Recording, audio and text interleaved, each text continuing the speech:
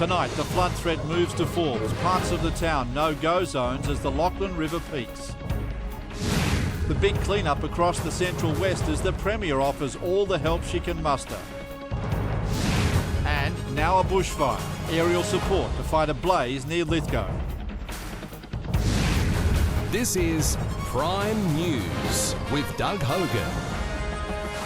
Good evening, I'm Doug Hogan, in for Hugh Whitfield, who's on the road tonight taking a breather. Also tonight, the iconic local heritage building badly in need of a makeover.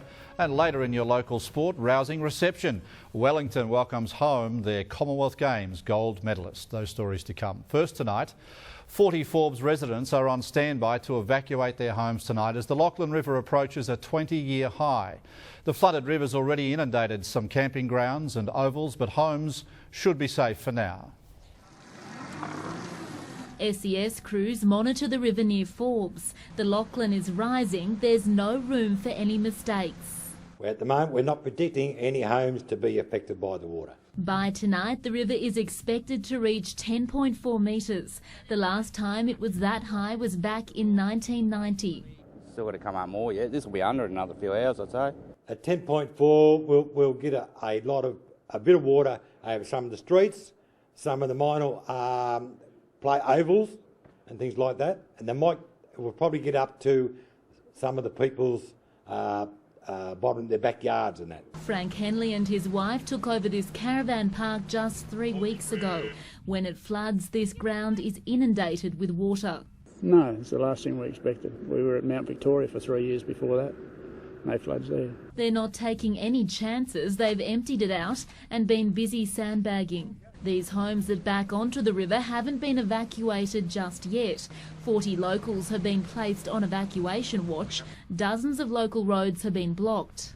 Right now, the river is rising very slowly. It's sitting at just over 10 metres. Within 8 hours, it's expected to peak, reaching a limit of 10.4. We live on the high end, so it's not going to affect us, but I've been told it's going to go up through the town. For SES crews, it's just a waiting game.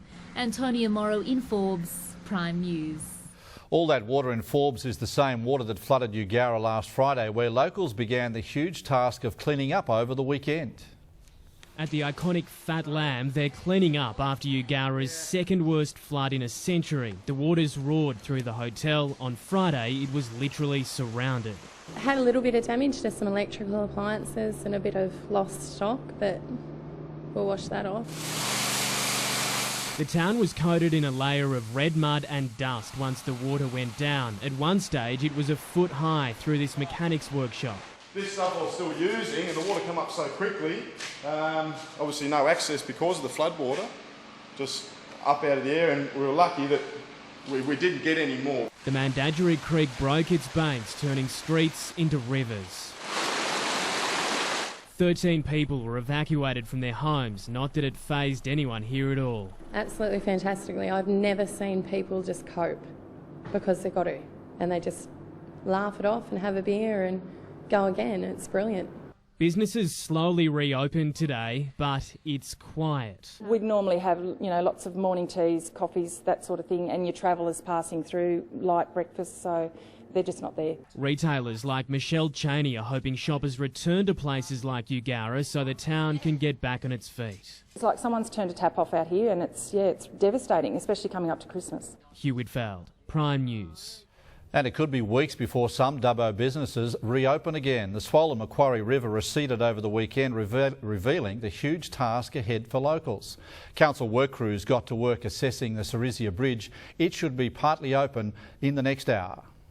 Mother Nature gave Dubbo a reprieve at the weekend. The Macquarie River didn't reach its expected peak on Friday night, allowing workers and machinery to get to work, clearing built-up debris from the Cerizia Bridge.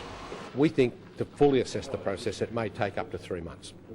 But already we're thinking at least 10 million so far.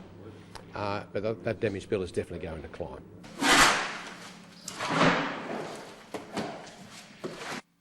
This transportable homes business in the city's north is in turmoil. The flood water destroyed every single one of its display homes and ones for sale. All up, 18 wiped out. The damage bill at least $1.2 million. north of Dubbo seem to have got missed out of all this. It was the Macquarie Street shoppers that got a little wardrobe, a little lower level damage and couldn't trade for a day or two. Like, we're out of action out of here for 2 or 3 weeks. Most of these homes were ready to go before the La Nina unleashed its fury. Workers spent the weekend stripping the inside, sweeping away the mud and knocking out walls. We've got them back to pretty well scratch again. We've pulled all the gyprock off, all the timber work out of them, all the kitchens out of them, and just rebuilding. Most heartbreaking, Ted says the company could have lifted the houses out of danger if they were given more warning. From the air, the devastation is clear. Water still blankets the land between Dubbo and Narromine. Country Energy is using an eye in the sky to find faults. One of the issues we have in restoring supply is gaining access to the power lines. Obviously with our heavy vehicles on soft or potentially underwater ground, we have to utilise things like excavators. Catalina Flores in Dubbo, Prime News. Today, the New South Wales Premier promised to do all she can to help affected businesses and farmers. Christina Keneally made a flying visit to Dubbo to see the devastation firsthand. Right from the outset, no warning, it was all on us. Do what you can, every man for himself. Anthony Barnes owns a sports store on Macquarie Street. His business was one of the first affected by the rising floodwaters. Today, he was the first to pressure the Premier to get a better warning system in place. We always, after a natural disaster or any particular event, look to see how we can improve our actions in the future. The local community will certainly be undertaking a review of our warning systems at this stage, given that the river rose extremely quickly. The Premier and Minister for Emergency Services were given a quick tour of the flood-affected areas before meeting and thanking local SES volunteers. But it was assistance to those worst affected that became the hot topic. The Premier assured farmers she's doing all she can. That's why earlier this week I wrote to the Prime Minister, Julia Gillard, to ask for an extension of the exceptional circumstances funding. Natural disaster declarations means local councils can get money for infrastructure repairs. There are also low interest loans for small businesses, primary producers and... There is hardship assistance for residents who've been affected by flooding who are on low incomes. The Premier's brief visit to Dubbo represented hope for local businesses now faced with the big clean-up task ahead. They're looking at Christina Keneally for some immediate and long-term help. Now as we move from emergency response phase to recovery phase, we will be in a position to work with the Commonwealth to see what other assistance can and should be made available. Christina Keneally suggested the council work with the RTA on a potential bypass or extra bridge in the city to prevent future traffic chaos. Catalina Flores in Dubbo, Prime News. The Public Information Centre established to help locals through the floods has now closed. More than 15,000 calls were made to the hotline over the past fortnight. Of course, you can still call the SES for help on 132 500. That number is 132 500, the SES hotline for help. And here's some more photos taken by our viewers. This is the Barimbula Creek between Cargo and Cadale in the flood.